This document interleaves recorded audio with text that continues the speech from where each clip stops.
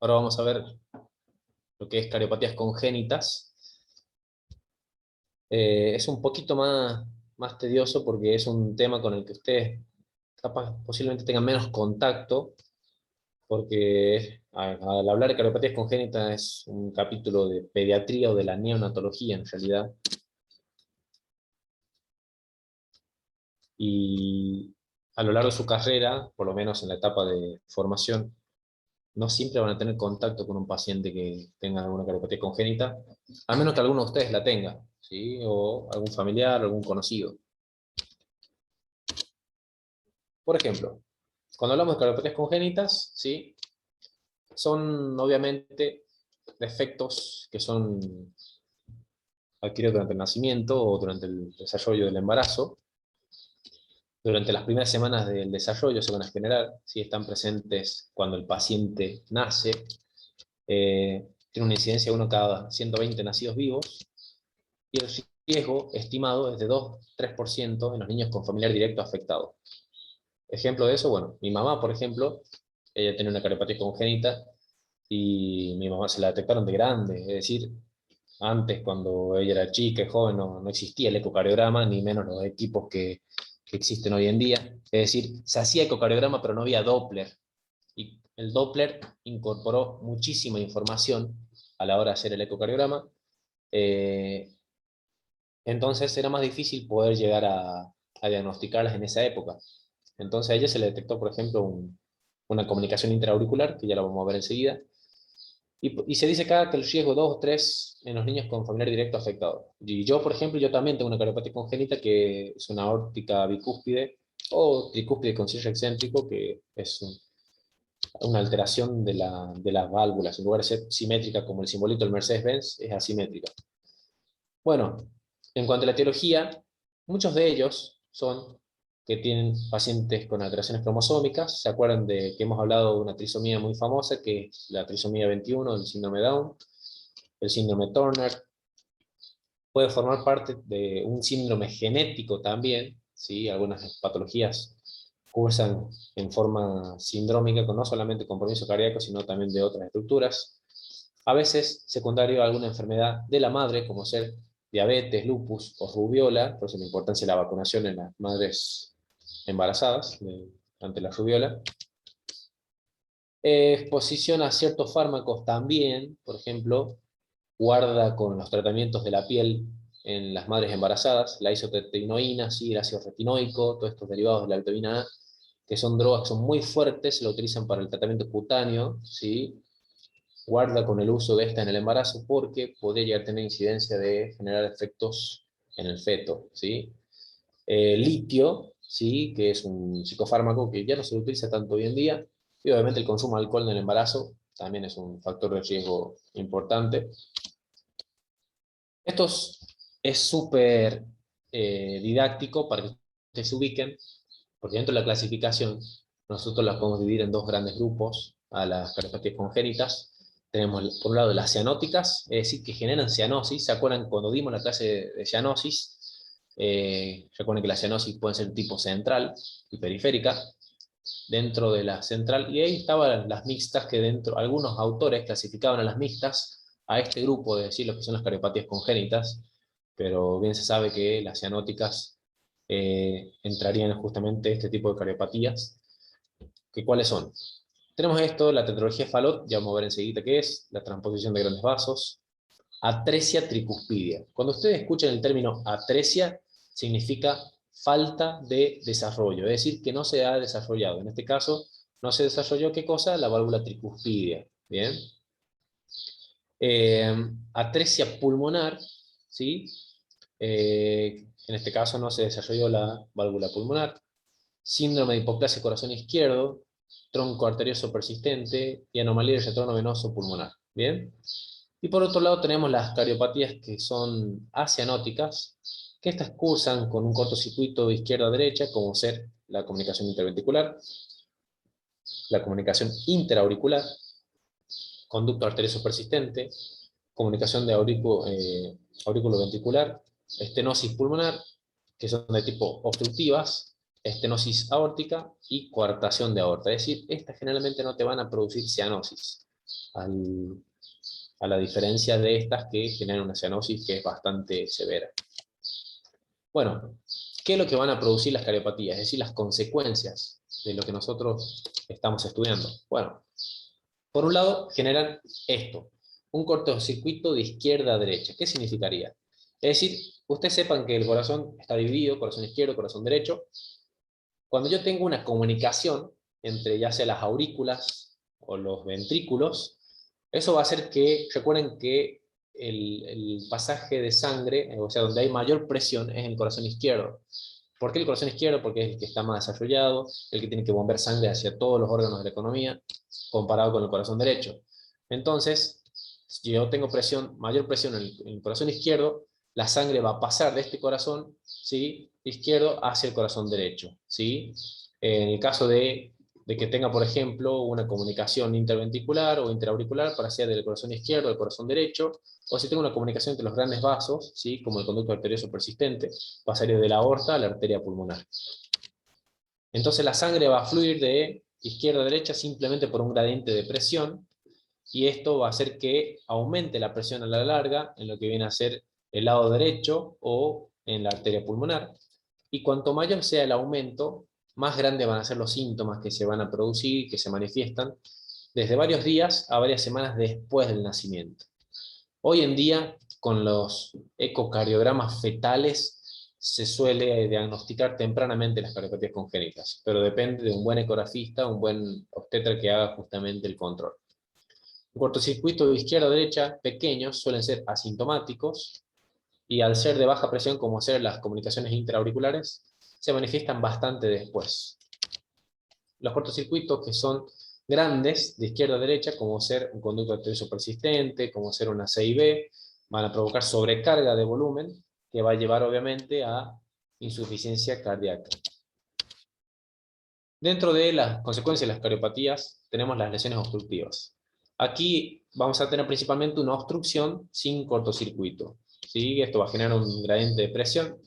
Esa sobrecarga de presión, ¿se acuerdan cuando hablamos de las valvulopatías, por ejemplo, que charlamos recién de la estenosis aórtica?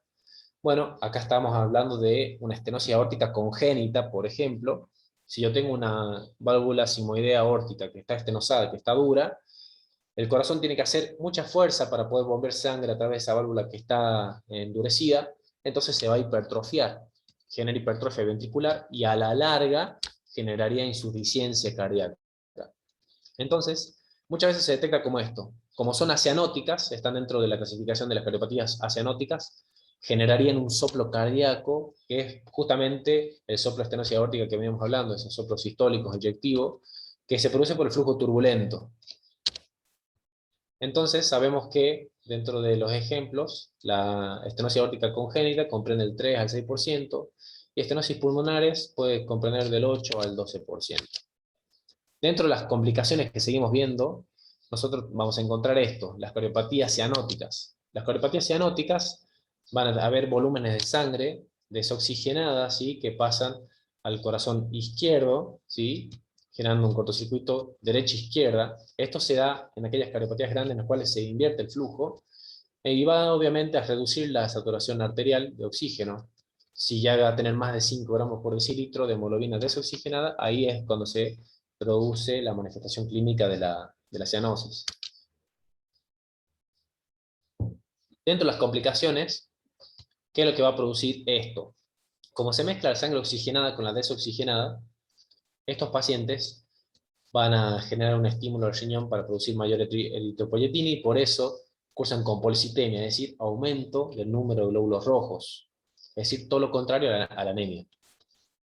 Estos pacientes, debido a la hipoxemia crónica, generaría hipocratismo digital, es decir, vemos los deditos o las uñas en vidrios del reloj, y obviamente, debido a la procoagulabilidad de la sangre y por la mayor viscosidad de la sangre, tiene mayor tendencia a ser fenómenos trombóticos y por lo tanto tromboembólicos.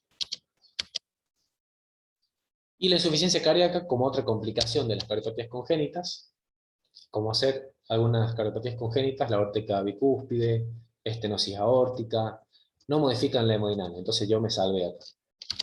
Otras causan sobrecarga de presión o de volumen, con insuficiencia cardíaca consiguiente, es decir, lo que venimos hablando hace un ratito, una estenosis aórtica grave va a generar sobrecarga de presión, o los que hagan mucho reflujo generarían sobrecarga de volumen. Ustedes, para que se acuerden, tienen que saber que las estenosis siempre generan sobrecarga de presión. Y mientras que los reflujos, ya sea una insuficiencia valvular, o en este caso, si estamos hablando de cardiopatías congénitas, una comunicación entre aurículas o ventrículos, eso va a generar sobrecarga de volumen. Entonces, ambas son causas de generar insuficiencia cardíaca. Entonces, en estos pacientes, la insuficiencia cardíaca aparece cuando el gasto cardíaco es insuficiente para satisfacer las necesidades metabólicas del organismo, que es lo que veníamos hablando hace ratito. Este esquema les pongo, que es el esquema de un corazón normal, en el cual no tiene ningún tipo de cardiopatía, pero así se lo memorizan porque ahora cuando vemos los ejemplos de las diferentes cardiopatías, vamos a ver cómo se modifica la estructura del corazón normal en un paciente con una cardiopatía congénita. Bueno, corazón izquierdo, sí, aurícula izquierda, ventrículo izquierda, las venas pulmonares, vean cómo a nivel del ventrículo izquierdo, la presión sistólica, ¿sí? En la cual se bombea la sangre es alrededor de 100, pasa por la válvula sigmoidea aórtica, después con la resistencia periférica forma ya la presión diastólica con 170 de presión. Dentro de la aurícula derecha viene el retorno venoso de la vena cava superior, vena cava inferior, así pasaría a través de la mitral, perdón, de la tricuspidia, quise decir, hacia el ventrículo derecho, pasa por la sigmoidea pulmonar, y vean cómo los valores de presión del ventrículo derecho son muy inferiores comparado con el izquierdo. Es decir, maneja una sistólica del corazón derecho 25 y una diastólica de 10. ¿Por qué no necesita tanta presión? Porque el órgano al que tiene que bombear es el pulmón y está ahí nomás cerquita, entonces no necesita tanta presión a la hora de tener que bombear sangre hacia la circulación pulmonar. Ahora sí, vamos a empezar a ver algunos ejemplos de cardiopatías congénitas que son las que necesitamos que ustedes conozcan y sepan, que son las más frecuentes. La comunicación intraauricular, bueno, es simplemente la comunicación o la solución de continuidad del tabique intraauricular. Esto va a generar, como venimos diciendo, un cortocircuito de izquierda a derecha primeramente. Eso va a sobrecargar de volumen a la aurícula derecha y por lo tanto al ventrículo derecho. Los niños rara vez son sintomáticos, sobre todo si son pequeñas, y a largo plazo pueden aparecer las complicaciones, como ser hipertensión pulmonar, insuficiencia cardíaca, arritmias. Representa el 6 al 10%, y de acuerdo a la ubicación vamos a tener cómo se clasifica. Puede ser ostium secundum, que es un defecto de la fosa oval, ¿sí? Esto es lo que tiene mi mamá, por ejemplo. Puede ser de tipo seno venoso, que es un defecto en la parte posterior del tabique, cerca de la vena cava superior, de la vena cava inferior. Ostium primum, que es un defecto en la parte anteroinferior del tabique. Las psias pequeñas, como dijimos, generalmente son asintomáticas y muchas de ellas cierran en forma espontánea en los primeros años de vida. Las que ya son persistentes, que son de moderadas a severas, estas ya son las que generan síntomas porque producen grandes cortocircuitos, producen la sobrecarga de volumen hacia la aurícula, hacia el ventrículo derecho, y obviamente generaría hipertrofia del ventrículo derecho. Más tarde, como crece la aurícula, puede llegar a producir también fibrilación auricular. Los signos y síntomas, bueno, las que son grandes, recuerden que generalmente se detectan más adelante en la niñez, pueden producir intolerancia al ejercicio, disnea de esfuerzo, arritmias auriculares con palpitaciones. Puede dar lugar a embolias paradójicas. Esto, bueno, nos vamos a tener un ratito para que ustedes entiendan. ¿Qué sería una embolia paradójica? Nosotros ya estudiamos lo que es tromboembolismo pulmonar. Recuerden que cuando hablamos de tromboembolismo, estamos hablando de un trombo que generalmente se forma en la circulación venosa, principalmente en miembros inferiores, o en las grandes venas de miembros inferiores, o a nivel de la pelvis. Ese trombo se suelta, forma un émbolo que va viajando por la circulación venosa, vena cava inferior, por ejemplo, pasa por la aurícula derecha, ventrículo derecho, hacia la circulación pulmonar y forma el famoso TEPA, ¿sí? Tromboembolismo pulmonar agudo. ¿Qué sucede si yo tengo un corazón que no está sano, que tiene una comunicación en este tabique intraauricular o interventricular? Ese trombo se suelta de la circulación venosa y en lugar de pasar solamente por el corazón derecho, puede pasar por esta comunicación anómala entre la aurícula, o si fuera una CIB también, entre el ventrículo, y después ese émbolo va a impactar en la circulación arterial. Eso es lo que se conoce como embolia paradójica, es decir, es un trombo que se forma en circulación venosa y que pasaría por esta comunicación anormal, que puede ser una interauricular o interventricular, hacia la circulación arterial del corazón izquierdo y obviamente me puede ya producir un ACV, por ejemplo. Esto se los digo porque muchas veces en los exámenes se confunden y esto ya se los comenté, me dicen, yo cuando le pregunto, bueno, háblame de cómo se genera el trombo en el tromboembolismo, y muchos de ellos me dicen, bueno, sí, el trombo se forma en las venas y después termina, por ejemplo, a nivel del cerebro. Y yo le digo, sí, eso es una embolia paradójica, le digo. Y cuando le pregunto qué es una embolia paradójica, no me saben definir. Entonces, sepan que la embolia paradójica viene a ser un trombo que se genera en circulación venosa y pasa por esta comunicación anormal y ahí sí puede terminar en lo que viene a ser corazón izquierdo y por lo tanto en la circulación arterial. ¿Ok? Esto para que ustedes se ubiquen de qué es lo que estamos hablando. Tienen que ya pasar tromboembolismo y tienen que ya pasar circulación arterial sistémica, circulación pulmonar para saber bien la anatomía y no confundirse a la hora de estudiar estos temas. Bueno, obviamente a la hora de revisarlo al paciente, de ocultarlo, como decimos, puede tener un soplo que es sistólico, ¿sí? Y obviamente, por la sobrecarga de volumen, puede hacer un desdoblamiento amplio y permanente del R2. ¿Se acuerdan que la comunicación intraauricular genera un desdoblamiento que es permanente? ¿Sí? Eso es lo que habíamos visto en la clase anterior. Si no se trata, obviamente, puede ya llegar a dar lugar al síndrome de Eisenmenger, que ya lo vamos a ver enseguida. Entonces, ¿se acuerdan cuando les dije que les mostré el esquema normal del corazón? Bueno, acá está un corazón enfermito, ¿sí? Recuerden que son niños. Acá tendría una comunicación intraauricular y cómo pasaría la sangre desde la aurícula izquierda hacia la aurícula derecha. Y vean cómo están esquematizadas acá muchas más flechitas que en las cavidades izquierdas, porque hay una sobrecarga de volumen de la aurícula derecha al ventrículo derecho. Bueno, comunicación interventricular, solución de continuidad del tabique interventricular, que obviamente generaría esta comunicación entre ambos ventrículos. Es la segunda cardiopatía congénita en orden de frecuencia, después de la válvula aórtica bicúspide, representa 20% de los defectos. Puede estar sola o asociada a otras anomalías, como ser la tetralogía de Fallot, que ya lo vamos a ver enseguida. Se clasifica como perimembranosa, muscular trabecular, del tracto salida subpulmonar y del tracto de entrada. Todo esto es, más que nada, ayuda es como predictor pronóstico en cuanto a qué proceso quirúrgico va a requerir el niño. Por eso es importante la clasificación para el cirujano cardiovascular. Bueno, las que son más grandes provocan un grande cortocircuito de izquierda a derecha, produce hipertensión pulmonar, aumento de resistencia vascular pulmonar, sobrecarga del ventrículo derecho, hipertrofia a la larga del ventrículo derecho. Por último, se dice que a mayor resistencia que va a producir, acuérdense, es como que lo estamos entrenando el ventrículo derecho sin querer entrenarlo, porque está pasando sangre del corazón izquierdo al derecho, y eso a la larga va a generar lo mismo, que haya inversión del flujo de la dirección del cortocircuito, es decir, después va a terminar pasando al ventrículo derecho e izquierdo, que es el síndrome de Eisenmenger, que ya lo vamos a ver enseguida.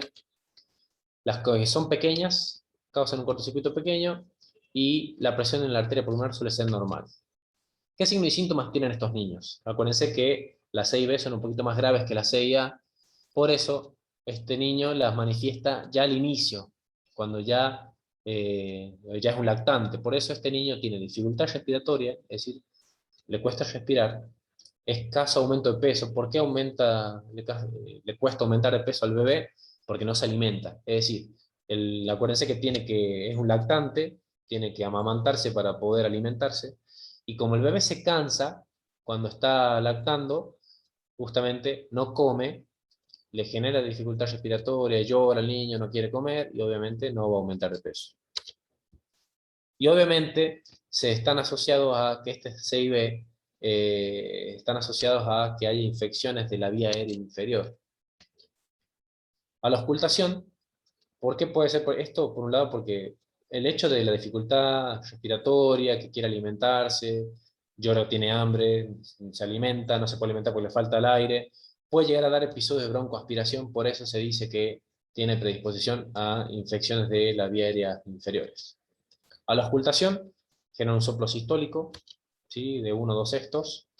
Las que son moderadas a grandes provocan un soplo holosistólico intenso, ¿sí? Que se lo va a ocultar las 2 o 3 primeras semanas de vida. El R2, en este caso, tiene un desdoblamiento con refuerzo del componente pulmonar y obviamente signos de insuficiencia cardíaca. Vemos el esquemita para que ustedes se ubiquen. Hay una comunicación entre el ventrículo y el ventrículo izquierdo. Entonces generaría justamente el pasaje, el reflujo o la sobrecarga de volumen a este ventrículo. Y si esto sucede a la larga, ya generaría una inversión de flujo de derecha a izquierda. Conducto arterioso persistente, bueno, aquí es cuando estamos hablando que hay una persistencia de la comunicación fetal, que eso es normal durante el embarazo, durante el feto, entre la aorta y la arteria pulmonar. Entonces, cuando persiste, esto va a generar justamente también un cortocircuito de izquierda a derecha. Se da en 5 o 10% de las cardiopatías congénitas, es frecuente en recién nacidos prematuros, ¿sí? 45% de aquellos que tienen un peso menor a 1.750 gramos y 80% de los que tienen peso menor a 1.200 gramos. Entonces, como decimos, es una conexión normal en la etapa fetal entre la arteria pulmonar y la aorta y que es necesaria para la circulación fetal apropiada. Cuando el bebé nace, el aumento en la PO2 y el descenso de las prostaglandinas induce el cierre del conducto arterioso, que suele comenzar dentro de las primeras 10-15 horas de vida. Por eso a las embarazadas se les recomienda que no tomen ibuprofeno en las últimas semanas de embarazo, para que no produzca justamente el cierre prematuro del conducto arterioso, justamente porque alteraría la conexión normal fetal de la circulación pulmonar y aórtica. ¿Bien? Justamente porque lo que viene a hacer algunos AINES, salvo el paracetamol, algunos AINES como ser el ibuprofeno, ketorolac, diclofenac, las embarazadas es recomendable que no lo tomen justamente porque esos fármacos inhiben la ciclooxigenasa, entonces inhiben la formación de prostaglandinas. Los niños los que son pequeños, los conductos arteriosos persistentes pequeños, suelen ser asintomáticos, ¿sí?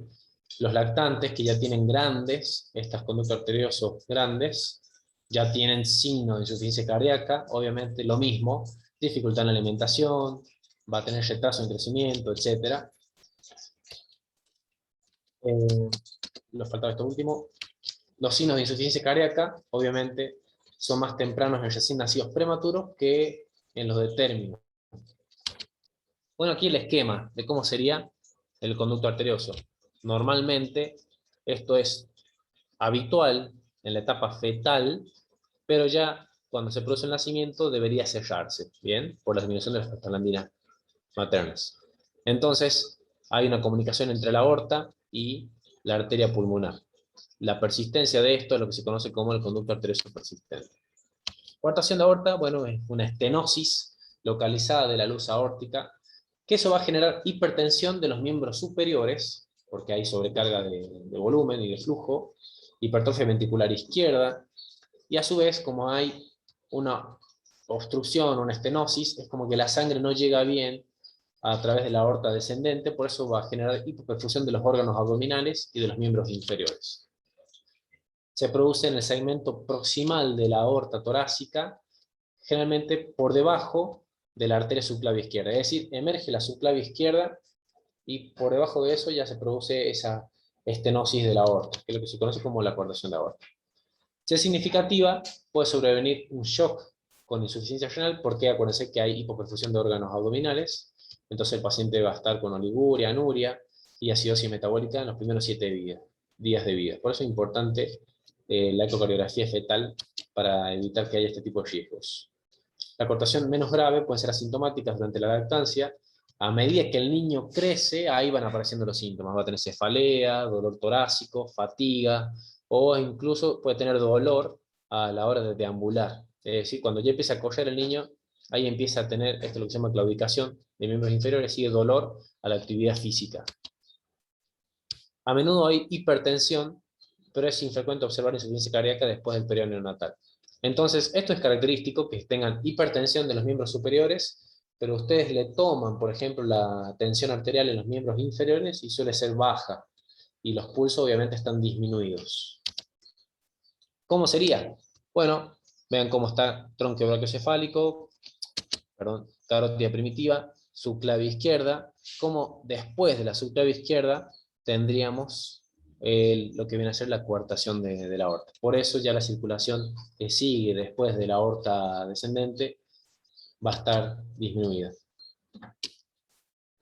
Bueno, esto es súper importante, la tetralogía de Fallot. Dentro de la tetralogía de Fallot tenemos 4 anomalías a saber, que son estas, son fáciles de acordarse cuando veamos la esquemita. Tiene una comunicación grande interventricular, bien. Tiene la obstrucción del tracto de salida del ventrículo derecho y de la válvula pulmonar. Esa obstrucción del tracto de salida del ventrículo derecho y de la válvula pulmonar, porque hay una estenosis pulmonar, eso va a hacer que haya una hipertrofia del ventrículo derecho. Entonces es como que ahí ya tiene 2 causas por qué se produce la hipertrofia. ¿Por qué? Porque hay por un lado el circuito izquierda-derecha, inicialmente, antes que se produzca el síndrome de Eisenmenger, y a su vez porque tiene la obstrucción del tracto de salida del ventrículo derecho. Es decir, son 2 causas que van a hacer que el miocardio del ventrículo derecho se engrose. Y por último, el cabalgamiento de la aorta. Se da del 7 al 10% de las cardiopatías congénitas. Las comunicaciones interventriculares suelen ser grandes, por consiguiente las presiones sistólicas de los ventrículos derecho e izquierdo suelen ser iguales, es decir, se igualan las presiones en cierto punto, y depende la fisiopatología del grado de obstrucción del tracto de salida del ventrículo derecho. Una obstrucción leve puede causar cortocircuito izquierda-derecha solamente, y ya las grandes ya van a causar cortocircuito al revés, de derecha a izquierda, con baja saturación arterial, cianosis consiguiente, sin respuesta al oxígeno. ¿Cuáles son los signos y síntomas? Recién nacidos con una obstrucción grave del tracto de salida van a tener cianosis grave, disnea durante la alimentación, con escaso aumento de peso. Aquellos con obstrucción leve pueden no tener cianosis en reposo. Hay niños que tienen crisis de hipercianosis que pueden ser precipitadas por la actividad. Se caracterizan por paroxismos de hiperapnea, citas con respiraciones rápidas, profundas, irritabilidad, llanto prolongado y reducción de la intensidad del soplo cardíaco. Es muy importante que estos niños cuando nacen generalmente se los opera inmediatamente y suelen hacerse cirugías a 2 tiempos, es decir, se le hace colocación de un parche, suelen ser a veces tratamientos endovasculares, no hace falta a veces hacer cirugías corazón abierto, pero inicialmente se los suele operar inmediatamente cuando nacen. Tengo un amigo de Córdoba que su hijito, su segundo hijo tenía tetralogía de Fallot, y él me comentaba, bueno, anecdótico esto y medio cómico, que él jugaba a las escondidas con su hijito, y ya lo habían operado en una primera instancia, faltaba la segunda cirugía, y ya tenía, si no me equivoco, 4 añitos, y me contaba que les daba gracia porque el niño cuando se escondía, claro, el niño es un niño, quiere jugar, no se da cuenta que está enfermo, pero contaba que se cansaba, entonces el niño se escondía y estaba, por ejemplo, detrás del escritorio y se le escuchaba cómo respiraba jadeando, y obviamente lo encontraban porque lo escuchaban que el niño respiraba mientras tenía disnea. Entonces suele pasar esto, para que ustedes se ubiquen en el contexto, son cuadros obviamente que se trata de operarlo al inicio, al, al inicio del recién nacido, pero muchas veces necesitan otras intervenciones quirúrgicas para que el niño pueda ya tener una vida y un desarrollo normal. Crisis de cianosis grave, es decir, por la hipoxemia, por la desaturación, pueden provocar que el niño tenga convulsiones, hipotonía, flacidez, y en algunas ocasiones pueden llegar a producir la muerte. Obviamente esto en un paciente que no se trata. La auscultación detectaría un soplo importante, sistólico eyectivo, justamente por el compromiso pulmonar grave, es decir, de la sigmoidea pulmonar. Las C y B, que son silenciosas, es porque son grandes y no hay gradiente de presión. Lo que habíamos dicho hace un ratito, que a veces las comunicaciones interventriculares son tan grandes que las presiones se igualan, entonces no suele haber un flujo turbulento que generaría la presencia del soplo. Bueno, el esquema de cómo sería un paciente con tetralogía de Fallot, pero lo que no está acá descrito, obviamente, porque ya sería mucho lío hacer el cabalgamiento de la aorta. Es lo único que faltaría poder colocar acá, el cabalgamiento de la aorta. Pero sepan, acá están los otros componentes, que vienen a ser la comunicación interventricular, entre el ventrículo derecho y el ventrículo izquierdo, la obstrucción del tracto de salida del ventrículo derecho, que viene a ser justamente esa estenosis pulmonar, y eso va a generar que haya la hipertrofia del ventrículo derecho. ¿Estamos? Para que ustedes se acuerden, entonces, cómo son los componentes. Acuérdense, cabalgamiento de la aorta, comunicación interventricular, obstrucción del tracto de salida del ventrículo derecho, y eso le va a generar la hipertrofia del ventrículo derecho. Vean cómo está mucho más engrosado el miocardio derecho que el del izquierdo. Y vean cómo están representadas las presiones aquí, que están igualadas. Sistólica de 100 a ambas cavidades. ¿Estamos? Bueno, transposición de grandes vasos, esto sí, bueno, es una cariopatía que es grave, porque aquí ya la aorta se origina directamente en el ventrículo derecho, nada que ver. Y la pulmonar en el ventrículo izquierdo. Y esto va a hacer que la circulación pulmonar y sistémicas estén paralelas e independientes. Aquí la sangre oxigenada no puede llegar al cuerpo, excepto que haya comunicaciones que conecten, por ejemplo, el lado derecho e izquierdo. Es decir, que el paciente tenga una C y B, y eso permitiría que haya algo de inversión de flujo y le llegaría algo de sangre oxigenada a la circulación arterial. Entonces sepan, acá cómo está esquematizado, vean cómo acá en lugar de decir aorta dice arteria pulmonar, acá súper fácil el esquema como lo han hecho, y aquí del corazón derecho, cómo sale justamente del corazón derecho la aorta, obviamente llevando sangre que está desoxigenada al resto del organismo. Este paciente sí o sí hay que generar que haya una intervención quirúrgica que resuelva justamente la transposición de grandes vasos. Aquí vemos que el paciente tiene una comunicación interauricular, que es lo que permitiría que haya una mezcla mínima de sangre, es decir, que tenga algo de sangre oxigenada que pueda llegar a la circulación arterial. Bueno, veníamos charlando de esto, y por fin lo podemos comentar, lo que es el síndrome de Eisenmenger, que se va a producir en las cariopatías congénitas que no son corregidas, que cursan con este circuito de izquierda a derecha. Acuérdense que inicialmente es de izquierda a derecha porque las presiones son mayores en el corazón izquierdo y posteriormente pasan al corazón derecho.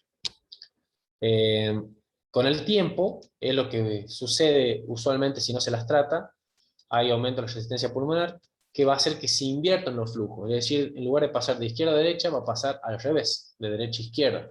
Entonces va a ingresar sangre desoxigenada a la circulación sistémica, entonces obviamente generaría síntomas de hipoxia. Los soplos, los ruidos cardíacos, dependen de cuál es la anomalía de base, y obviamente tanto el diagnóstico de esto y como de las otras cardiopatías sí o sí se realiza por ecocardiograma o cateterismo. Bueno, eso es todo. ¿Alguna duda o consulta de algo que quieran preguntar? Hola, profe, una pregunta. ¿Los shunt son los circuitos? Se te cortó justo. Dijiste que los shunts son igual que los cortocircuitos.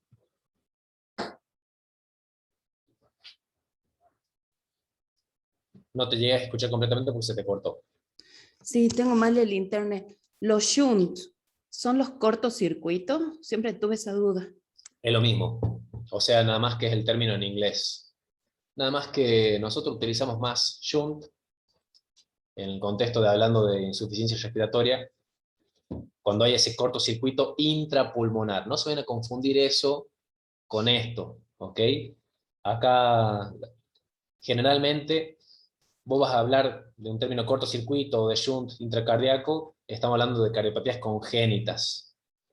No se vayan a confundir con el shunt intrapulmonar que se produce cuando yo tengo justamente un alveolo que está ocupado, ¿sí? No se vayan a confundir con eso porque me ha pasado de escuchar chicos en el examen que terminan confundiendo ambos temas y se hacen un embrollo. Pero shunt sí, lo puede definir como shunt al cortocircuito, es lo mismo. Es decir, cuando hay justamente, en este caso, un pasaje de sangre de un lado a otro. Acá veo una preguntita que me dice en el chat, dice sobre las prácticas, si no las comencé,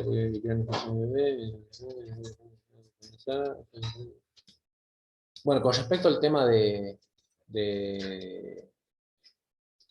en tu caso, de que no pudiste hacer el tema de no puedes iniciar las prácticas, sí, puedes iniciar la próxima, tratar de presentar certificado para que no tengas problema a la hora de la asistencia en Bedelía.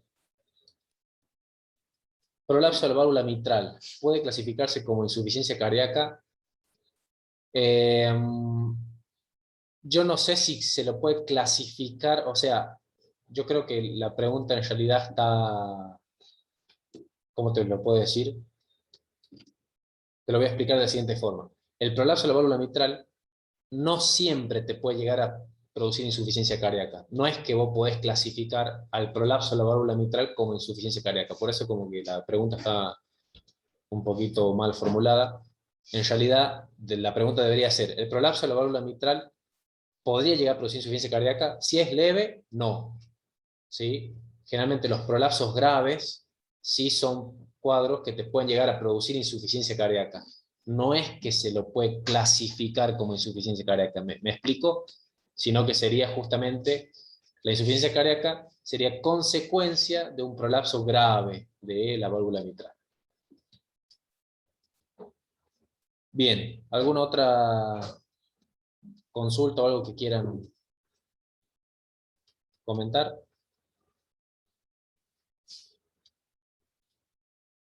Bueno, chicos, espero que les haya sido útil. Esto es un tema que, sobre todo cardiopatías congénitas, es un poquito engorroso. Si ustedes llegan a tener, por ejemplo, algún familiar o algún conocido que tenga una cardiopatía congénita, si tienen algún estudio, llévenlo al práctico, así lo podemos ver.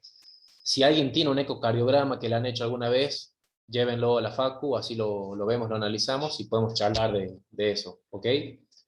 Bueno, lo estaré viendo el martes que viene. Acuérdense, repasen este tema de insuficiencia cardíaca porque es con lo que nosotros vamos a trabajar en el práctico presencial. ¿Sí? Eso es todo, chicos. Nos vemos. Buen fin de semana. Chao, profe, gracias. Nos Chao, vemos. profe.